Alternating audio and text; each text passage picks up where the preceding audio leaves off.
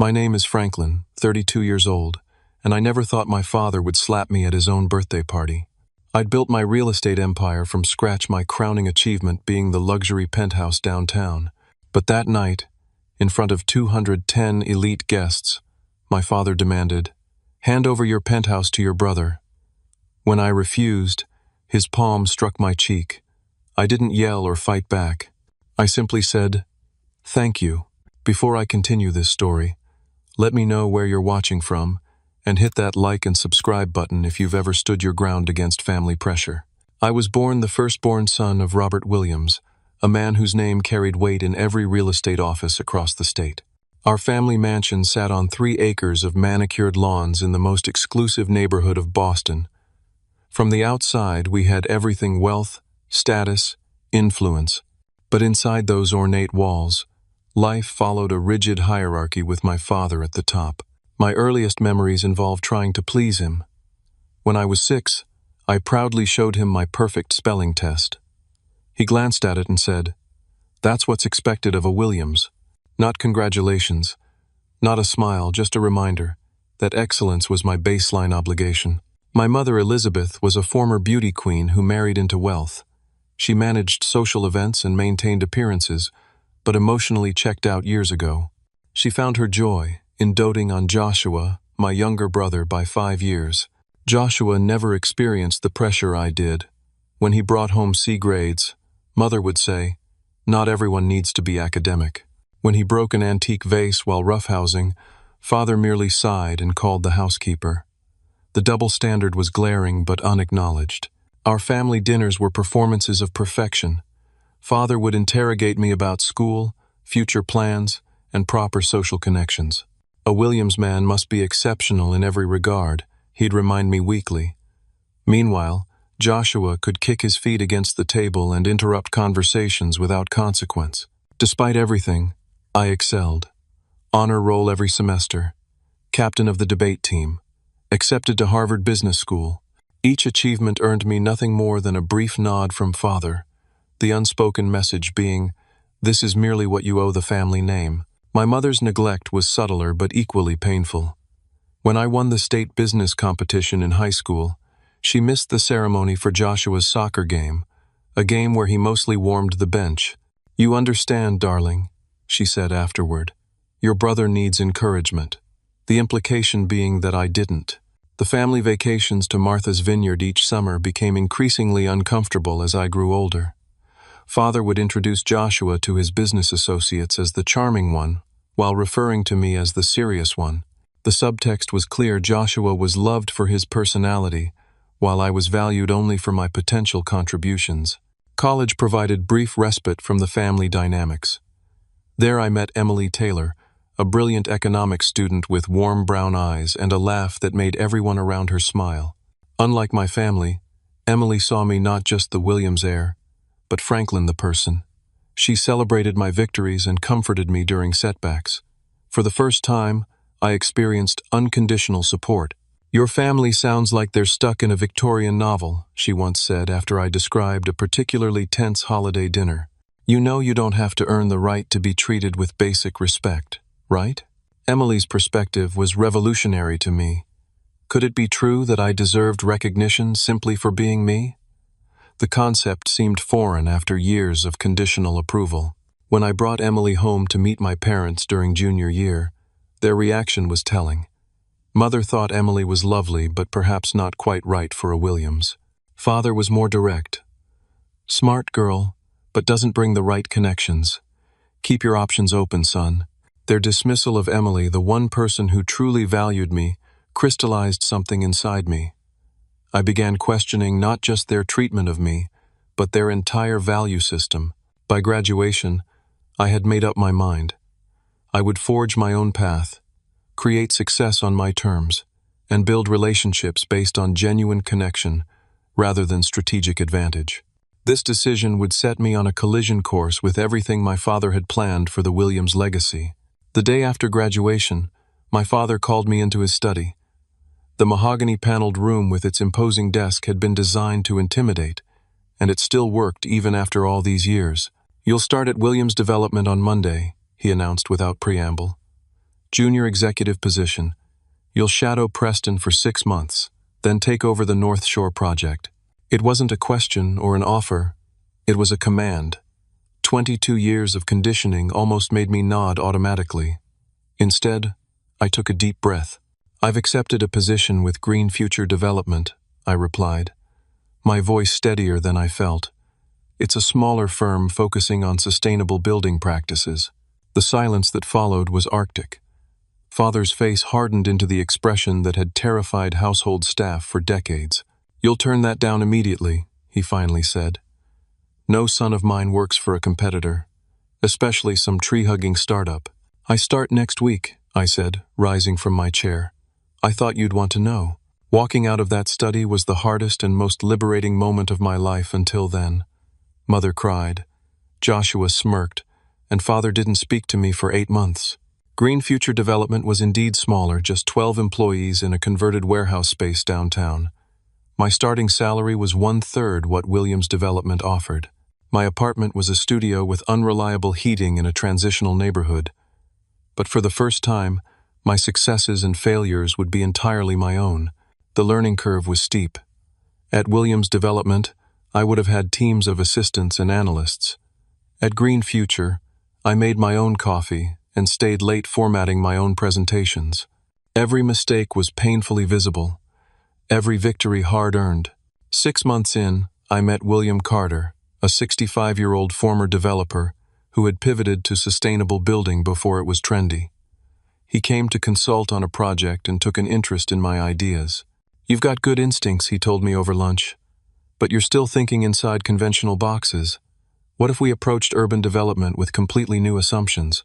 William became my mentor, challenging me to reimagine what luxury real estate could be. Under his guidance, I developed a philosophy that merged high-end amenities with environmental responsibility. Most developers see these as opposing forces, I explained during a pitch meeting. Either you build opulent spaces that waste resources, or eco-friendly units that feel austere. I believe the true luxury of tomorrow is having both.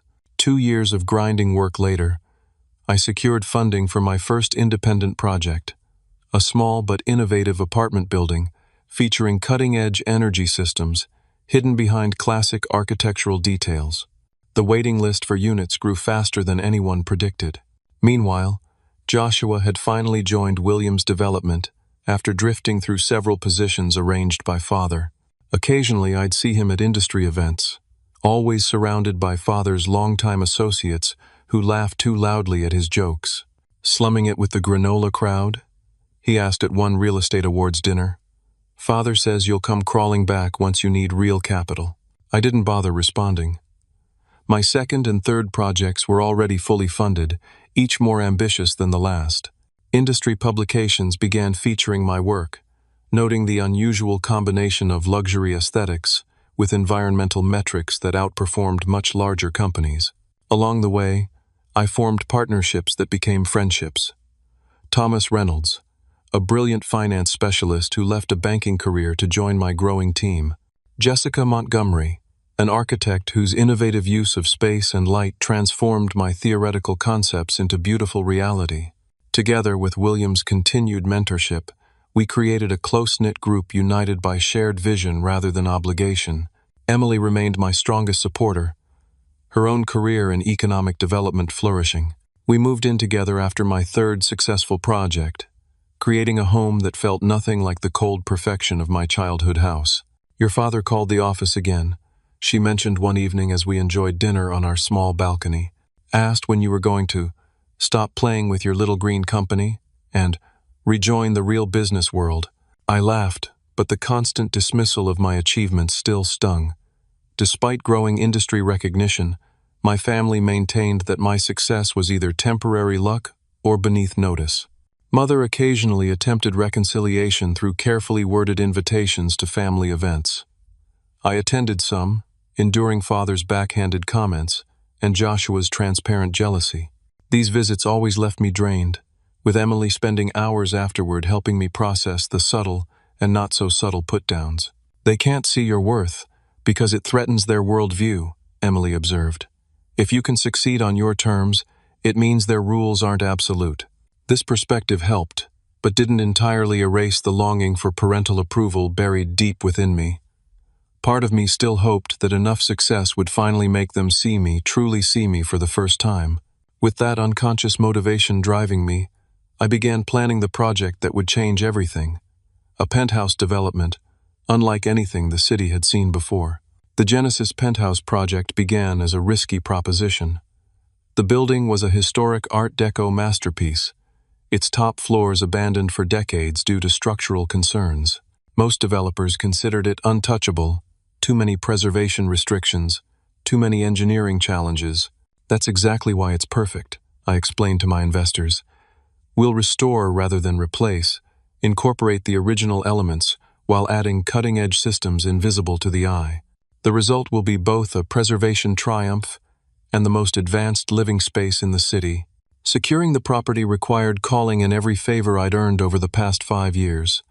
The permitting process alone took 8 months of negotiations with historical societies and building authorities. Jessica worked nights and weekends perfecting designs that respected the building's heritage while accommodating modern luxury expectations. "This isn't just another project for you, is it?"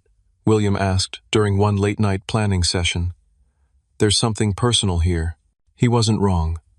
While I hadn't consciously planned it, the penthouse represented something beyond business success.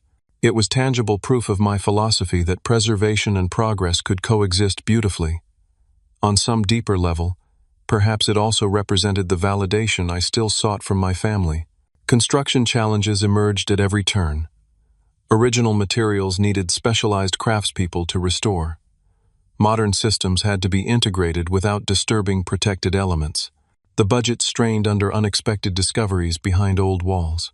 "We can scale back some of the features," Thomas suggested during a particularly difficult financial stretch.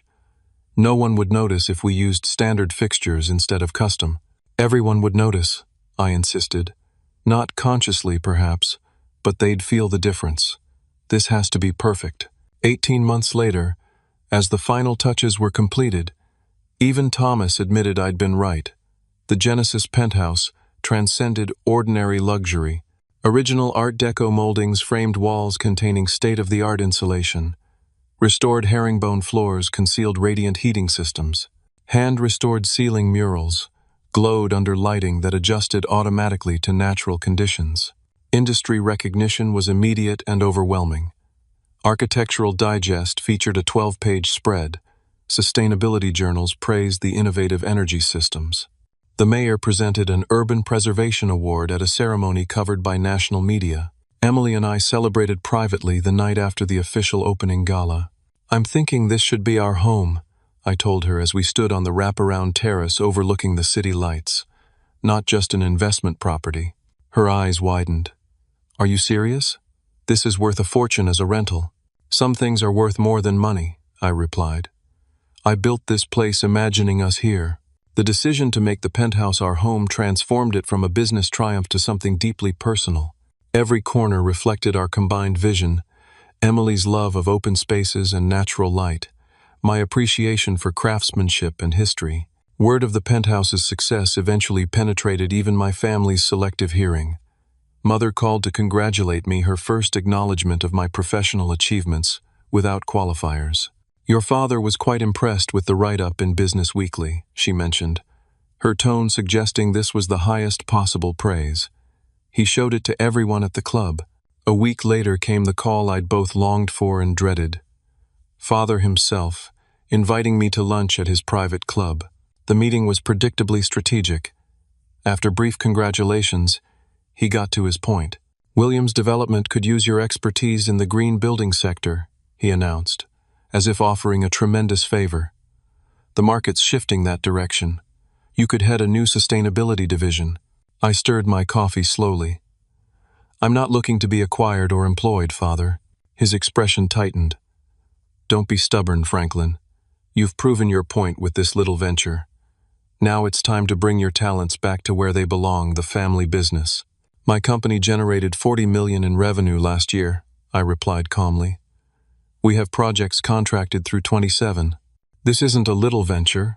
It's a successful enterprise built on principles I believe in." The lunch ended with strained cordiality, But the invitation had revealed something important my success had finally grown too substantial to dismiss.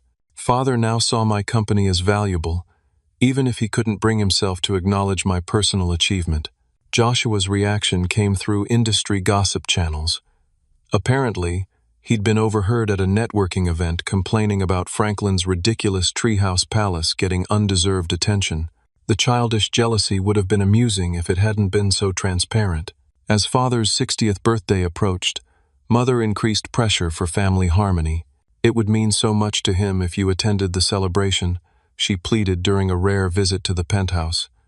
She wandered the spaces with poorly concealed envy, trailing manicured fingers over custom details. The whole industry will be there. Family appearances matter. Against Emily's concerned advice, I agreed to attend. Perhaps naively, I thought the public setting and my recent successes would ensure at least superficial respect. Just remember who you are now, Emily cautioned as she helped straighten my tie before the event. You're not that kid desperate for their approval anymore. You're Franklin Williams who built Genesis on his own terms. I kissed her forehead, grateful for her unwavering support. I know. This is just a birthday party, not a surrender. How wrong I was. Father's 60th birthday celebration exemplified the Williams approach to life, excessive, impressive, and strategically advantageous. The Grand Plaza Hotel's ballroom had been transformed into a showcase of wealth and influence. Crystal chandeliers reflected light onto tables adorned with arrangements of imported flowers. A string quartet played subdued classical music as 210 of Boston's elite mingled, each person representing a business connection, a potential partner, or a useful alliance. I arrived early, gift in hand, a rare first-edition architectural book Father had once mentioned wanting. Emily had offered to accompany me, but I decided to attend alone, perhaps subconsciously preparing for confrontation. Mother greeted me with air kisses and whispered instructions. Your table is near the front, darling. Do say hello to the Andersons, they've been asking about you. Joshua and his fiancée Sophia were already holding court near the champagne fountain. Sophia wore diamonds that caught the light with every animated gesture. Her father owned Suncrest Properties, one of Father's biggest competitors. The engagement had been announced with the same strategic fanfare as a corporate merger. Big brother, Joshua called out too loudly, decided to leave your solar panels and come play with the grown-ups. I nodded politely. Joshua, Sophia, congratulations on your engagement. Sophia smiled with professional precision. Your Penthouse project was featured in my father's company newsletter. Very creative approach. The faint condescension was typical of interactions with my family's circle. I had ceased being bothered by it years ago. Dinner progressed through 5 elaborate courses, each accompanied by perfectly paired wines. I made appropriate conversation with table mates, a banking executive and his wife, a city council member, 2 real estate attorneys. None mentioned my work directly, though several alluded to interesting trends in alternative development. After dessert came the moment every wealthy patriarch lives for, the tribute speeches. 3 business associates delivered carefully calibrated anecdotes highlighting Father's business acumen and generosity. Mother spoke briefly about their blessed life journey together. Joshua gave a rambling speech full of inside jokes that landed weakly. Then Father himself rose to address his guests. He looked exactly as he always had, imposing, immaculately dressed, radiating authority. Age had only added gravitas to his commanding presence. I'm humbled by your presence and your kind words, he began, the practiced humility contradicted by his satisfied expression. A man's 60th birthday offers perspective on what truly matters.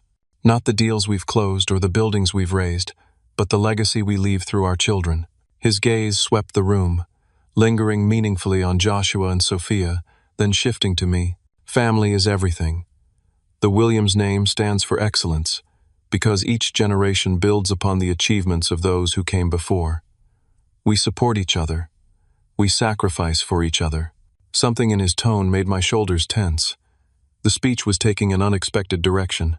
Tonight, I'm proud to announce that Williams Development will be expanding through a new partnership with Suncrest Properties, cemented by the upcoming union of our families through Joshua and Sophia's marriage. Polite applause rippled through the room. This was standard business celebration fare, nothing surprising. To commemorate this occasion, I've decided it's time for some family reorganization. Father's gaze fixed directly on me now, his expression unreadable. Franklin, as my firstborn, you've always charted your own course. Now it's time for you to demonstrate true family commitment. Joshua and Sophia will need an appropriate residence as they start their life together.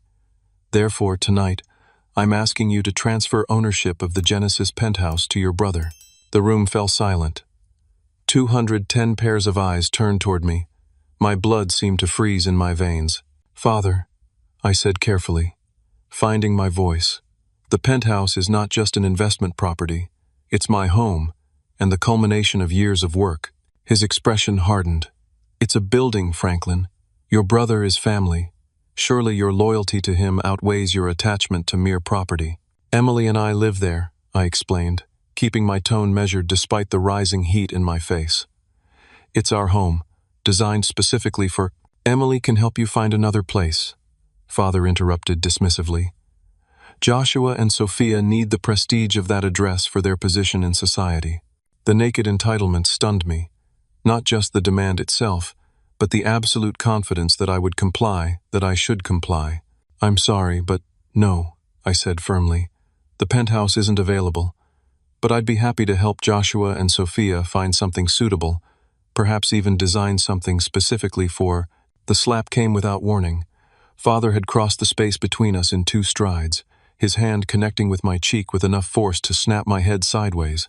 The crack echoed in the suddenly silent ballroom. Ungrateful, selfish boy, he hissed, voice low but perfectly audible in the shocked quiet. After everything this family has done for you, 210 witnesses held their breath. Waitstaff froze mid-service. The string quartet's cellist missed a note. I straightened slowly, feeling the sting spread across my face. 20 years ago, this moment would have destroyed me. 10 years ago, it would have broken me. 5 years ago, it would have enraged me. But standing there, having built my life, my company, and my values apart from the Williams name, I felt something unexpected clarity. Thank you, Father, I said quietly. Without another word, I turned and walked out of the ballroom, leaving behind confused murmurs and my father's thunderous expression. In the hotel lobby, I stopped at a decorative mirror to examine my cheek. A red handprint was already forming. My phone buzzed with a text from Emily. Are you okay? Call me. Instead of calling, I drove straight home to the penthouse, my penthouse, where Emily waited anxiously. Your mother called me, she explained, gently touching my reddened cheek. Said there was an unfortunate incident, and I should talk some sense into you. I laughed, the sound surprising both of us. That's one way to describe public assault. That night, as Emily held me, I realized something fundamental had shifted. The slap hadn't broken me, it had freed me. The last lingering hope for parental approval had been extinguished, replaced by something stronger, complete certainty in my own path. What will you do now? Emily asked, as we watched dawn break over the city from our terrace. Something they'll never expect, I replied. The morning after the birthday disaster, my phone overflowed with messages. Mother left 5 increasingly frantic voicemails, each reframing the previous night's events. Your father was overwrought. You misunderstood his intentions. We need to move past this unfortunate misunderstanding. Joshua texted a single line. Way to ruin the old man's birthday, drama queen. Industry acquaintances sent carefully worded messages, expressing concern about family tensions affecting market partnerships. Even my building's doorman asked discreetly if I needed security adjusted, as he'd heard about some family disagreement. News traveled fast in Boston's upper circles. Emily took the day off work, her concern evident as she watched me process the situation. Talk to me, she urged over breakfast. What are you thinking? I touched my cheek. The visible mark faded, but the memory still sharp. I'm thinking there's something bigger happening here. Father would never make such a public demand unless he was desperate. Desperate for what? Control over you? Maybe, I conceded. But the Williams empire doesn't make desperate plays for emotional satisfaction. There's always a business angle. This realization prompted me to call William, whose connections extended throughout Boston's business community. Our conversation was brief but illuminating. "I've been hearing whispers," he confirmed. "Williams Development overstretched on their waterfront project. Cost overruns in the tens of millions. The Suncrest partnership might be less strategic alliance, more financial rescue. So they need my penthouse as what collateral? A sweetener for the deal?" "The Genesis is the most prestigious property in the city right now," William replied. "Having it as the crown jewel of their combined portfolio would signal strength during a shaky merger." Emily's expression grew concerned as I relayed this information. "So this isn't just about Joshua wanting your toys. They're trying to use your success to bail out their failures, while publicly humiliating me in the process," I added. Emily took my hands across the breakfast table. "What do you want to do? Not what would hurt them or satisfy some need for revenge, but what would make you feel whole?" Her question cut through the anger and pain to something deeper. What did I truly want? Not revenge, not even vindication. What I wanted was recognition not of my achievements but of my autonomy, of my right to determine my own path without manipulation or control. "I want them to see me," I said finally. "Not as an extension of the Williams legacy, not as a resource to be tapped, but as Franklin, a separate, whole person with the right to make my own choices." Emily nodded. "Then that's the goal. Not punishing your father, but establishing boundaries that force recognition of your personhood." This perspective shifted my thinking entirely. Instead of reacting emotionally, I began approaching the situation strategically, a skill ironically learned from Father himself. First, I needed information. I contacted Thomas, whose financial background made him ideal for discreet research. "I need to understand Williams Development's current position," I explained. "Not the public balance sheet, but the real numbers." Next, I arranged lunch with Jessica. As an architect who regularly collaborated with various development firms, she had insights into industry relationships. "Suncrest has been pulling out of joint ventures left and right," she confirmed. "The rumor is they're consolidating resources for something big. A merger with Williams would give them access to prime locations they couldn't otherwise touch." With these initial data points, a picture began emerging. Father wasn't just being controlling, he was scrambling to save his company through this merger, using whatever leverage he could muster, including demanding my property to sweeten the deal. The final piece came unexpectedly.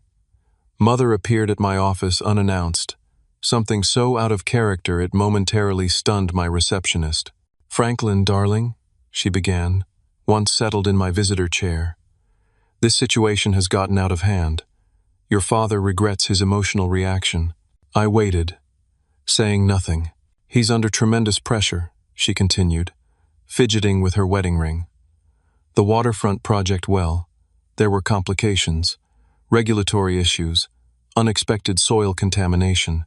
The budget has become problematic, and my penthouse would help solve these problems. How exactly?" I asked. She had the grace to look uncomfortable. "The Suncrest merger is delicate. Sophia's father admires your building greatly. Having it as part of the combined asset portfolio would facilitate using my success to paper over father's failures," I finished for her. "Family supports family. Franklin," she replied, her tone hardening slightly. "Joshua has always looked up to you. The blatant manipulation might once have worked. Today, it simply confirmed my suspicions." After Mother left, I called an emergency meeting with my core team: Emily, Thomas, William, and Jessica. "I need a comprehensive plan," I told them, "not for revenge, but for boundary setting, something that establishes once and for all that I won't be manipulated or controlled." Over the next 3 days, we developed a strategy. Thomas dove into public records and industry contacts to compile a detailed picture of Williams Development's vulnerabilities. Jessica mapped out their project timelines and commitments. William activated his network to gather intelligence on the Suncrest negotiations. What emerged was concerning.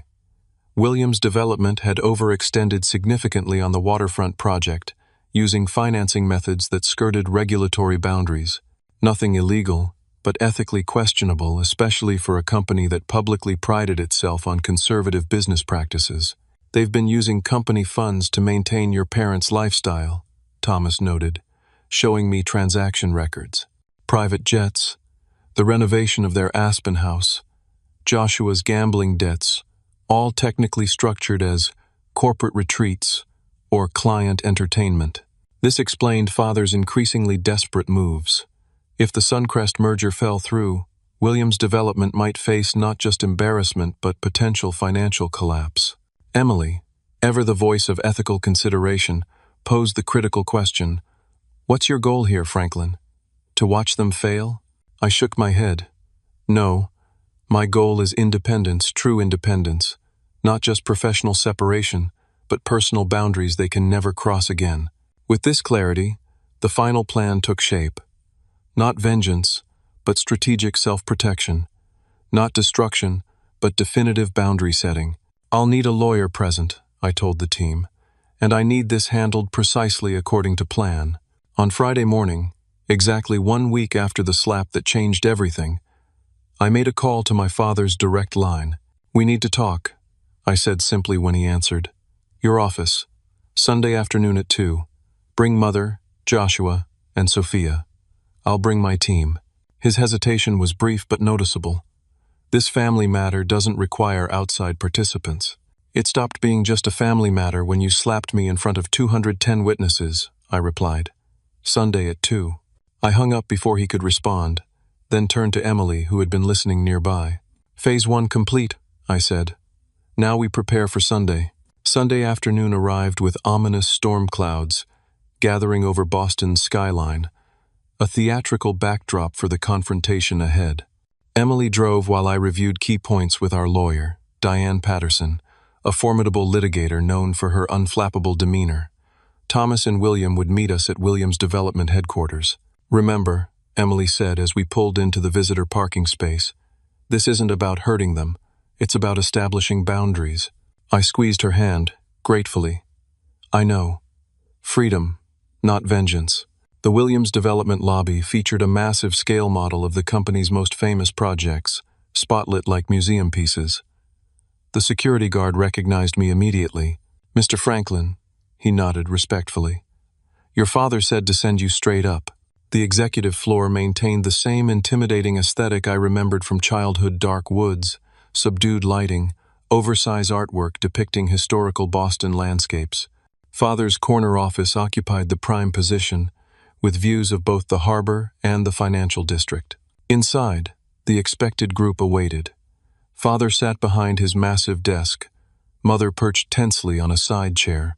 Joshua and Sophia occupied the leather sofa, while Sophia's father, Harold Bennett, stood by the window, his expression carefully neutral. The surprise addition was Patricia Lloyd, the company's longtime legal counsel. "Quite the welcoming committee," I observed, gesturing for Emily, Diane, Thomas, and William to take the remaining seats. "This meeting is unnecessary," Father began immediately. "Whatever grievance you think you have over a family disagreement—" "Robert," Diane interrupted smoothly, "if you're characterizing physical assault in front of hundreds of witnesses as a family disagreement, I suggest you reconsider your terminology." Father's expression darkened. "Patricia, please explain to this person that family matters remain private." Patricia shifted uncomfortably. "While domestic matters typically remain privileged, the public nature of the incident creates certain exposures." "We're not here about the slap," I interjected, keeping my voice calm, though I could pursue that if necessary. Mother gasped softly. Joshua rolled his eyes. "Why are we here then?" Harold Bennett asked, speaking for the first time. "Some of us have other commitments today." I nodded to Thomas, who distributed bound folders to everyone present. "Please take a moment to review these materials," I suggested. Watching their faces as they flipped through the pages was telling. Mother's confusion, Joshua's growing alarm, Harold's sudden stillness, and finally, most satisfyingly, Father's carefully controlled but unmistakable shock. "This is confidential company information," he said finally. "How did you access these records?" "Every document in that folder comes from public sources," Thomas explained. "SEC filings, property records, tax assessments, public court documents. Individually, they tell little stories. Collectively, they tell quite a comprehensive one." About what exactly? Sophia asked, looking genuinely confused. About how Williams Development has systematically misrepresented its financial position, I explained. About how company funds have been diverted to personal expenses, including your $300,000 engagement ring, Sophia. Her hand instinctively covered the massive diamond. About how the waterfront project is 32% over budget, with potential environmental compliance issues, I continued.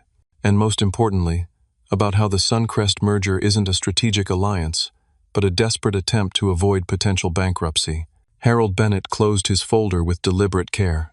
Is this accurate, Robert? Father's face had transformed to the rigid mask I recognized from childhood confrontations.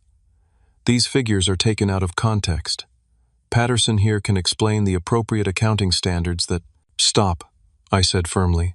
The particulars aren't important.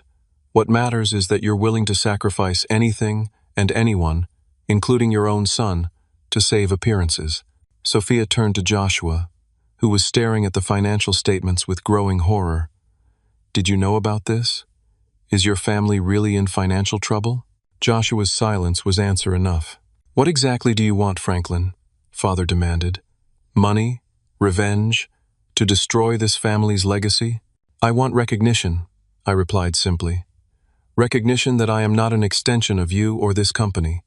Recognition that my achievements are my own. Recognition that my boundaries deserve respect. Mother's carefully maintained composure cracked slightly. Darling, family doesn't set boundaries against family. We're trying to help Joshua establish himself, just as we helped you. You never helped me, I corrected her gently. I built my company despite your opposition, not because of your support. Harold Bennett closed his folder and stood abruptly. I believe Sophia and I need to reevaluate certain arrangements. Robert, expect a call from my office tomorrow. Harold, don't be hasty, Father began, but the older man was already guiding his daughter toward the door. Sophia paused, slipping off her engagement ring and placing it on the coffee table. I agreed to marry into success, Joshua, not scandal. After they departed, the remaining atmosphere grew heavier. Congratulations, Joshua spat bitterly.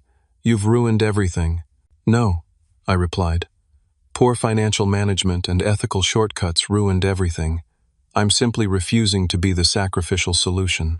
Father stood, his imposing frame seeming somehow diminished. What happens now? You've made your point. Will you distribute these findings to our investors? Complete your revenge by destroying everything I've built? I shook my head. That was never my goal. I have a proposal. I nodded to William, who outlined our prepared plan, a restructuring of Williams Development with proper corporate governance, transparent accounting practices, and ethical business standards. The company would maintain its legacy projects while adopting more sustainable practices for future developments. You're proposing to take over my company? Father asked incredulously. I'm proposing to save it, I corrected, with conditions. Those conditions were straightforward. Father would remain as chairman emeritus with limited operational authority. Joshua would work in the restructured company, starting in project management rather than executive leadership. Most importantly, my autonomy would be absolutely respected. No more demands, no more manipulation, no more treating me as a resource rather than a person. And if I refuse? Father challenged. Diane spoke up. Then my client walks away. These folders remain closed, but the information exists, Robert. Your investors and partners will eventually discover the same facts we did. The silence that followed lasted nearly a full minute. I watched the calculations happen behind Father's eyes. Pride versus pragmatism, ego versus survival. You planned this whole thing, he said finally, a hint of reluctant admiration in his voice. You knew exactly what you were doing. I learned from watching you, I acknowledged. Though I hope I'm applying those lessons more ethically. Mother looked between us, then asked the question that truly mattered. Will you come back to the family, Franklin, if we agree to your terms? I reached for Emily's hand. I never left the family, Mother. I simply stopped accepting mistreatment as the price of admission. By sunset, the preliminary agreements were signed. Williams Development would survive, but transformed. My boundaries would be respected. And perhaps most surprisingly, My father had looked me in the eye, truly seen me for the first time in memory. As we prepared to leave, he approached awkwardly. "The penthouse," he began, "remains mine," I finished for him. "But I'm happy to help Joshua find something suitable for his new start."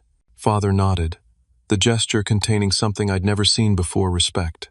The months following our confrontation brought transformation beyond anything I could have anticipated.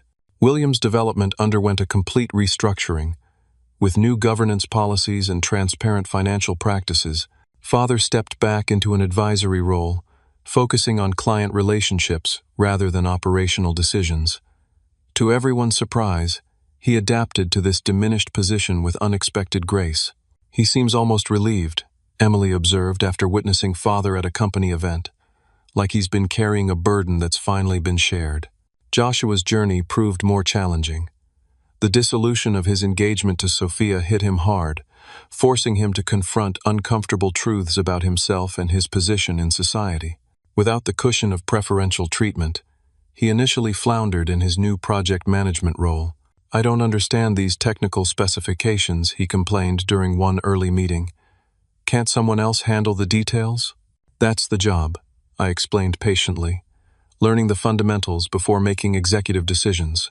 His resentment gradually gave way to reluctant effort, then surprising engagement. 6 months in, he successfully managed his first small renovation project from concept to completion.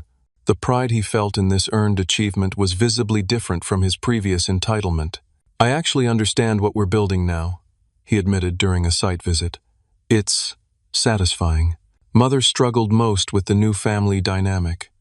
Decades of maintaining appearances and mediating Father's demands had left her without clear purpose in a more authentic environment. "I don't know how to be in this new arrangement," she confessed during an unexpected visit to the penthouse. "Everyone seems to be speaking a different language now." Emily, with her characteristic compassion, suggested Mother explore her own interests beyond social obligations. "What did you love doing before you were Mrs. Williams?" This simple question sparked a hesitant renaissance. Mother gradually rediscovered her interest in botanical illustration, eventually volunteering at the public gardens and developing friendships outside the constraining circle of society wives. The most profound change occurred in my relationship with Father. Our weekly business meetings evolved from tense negotiations to increasingly open exchanges. Never demonstrative, he nonetheless found ways to signal his evolving perspective. "Your environmental efficiency models," he noted during one quarterly review, "they've reduced operating costs across all properties." I was incorrect in my assessment of their value.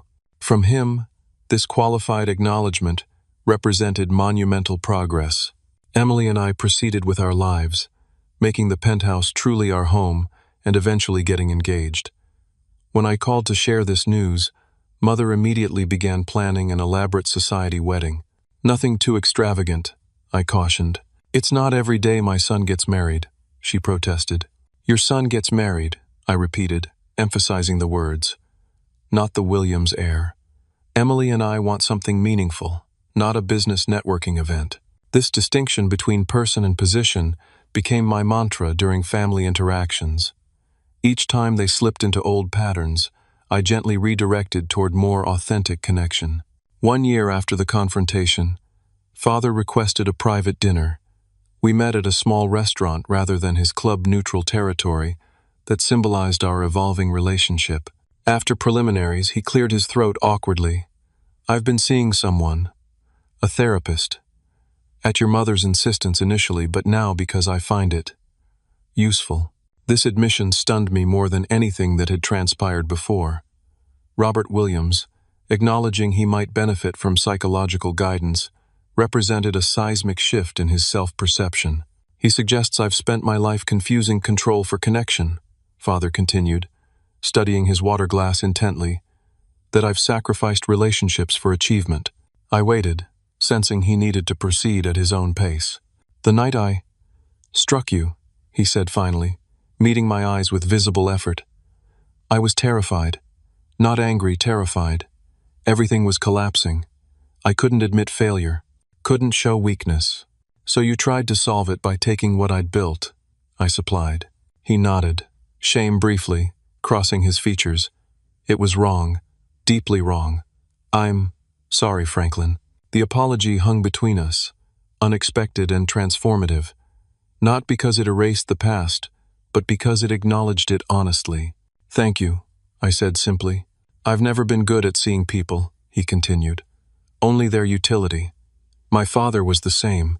It seemed normal. This glimpse into the generational patterns shaping our family expanded my perspective.